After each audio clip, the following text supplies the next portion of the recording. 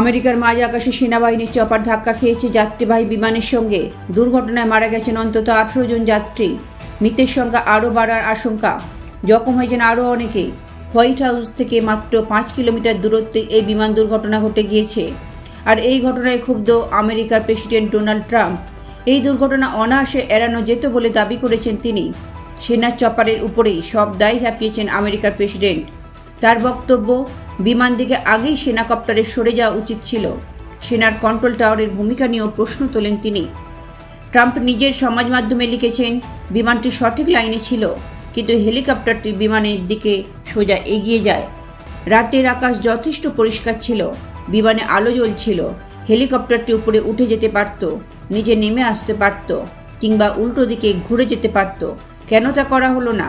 Control tower থেকেই বা কেন কপ্টারকে এই সংক্রান্ত সঠিক নির্দেশ দেওয়া হলো না? ওয়াশিংটনে রোনাল্ড রিগান বিমানবন্দরে অবতরণের সময় সেনার চপারে ধাক্কা খায় আমেরিকার এয়ারলাইন্সের 5342 বিমান। বিমানে ছিলেন 64 জন যাত্রী। সেনাকপ্টারের সঙ্গে বিমানটি পোটোম্যাক নদীতে ভেঙে পড়ে। উল্টো দিক থেকে সেনার চপারটিও একই উচ্চতায় চলে এসেছিল বলেই এই দুর্ঘটনা বলে মনে করা হচ্ছে। চলছে উদ্ধার কাজ।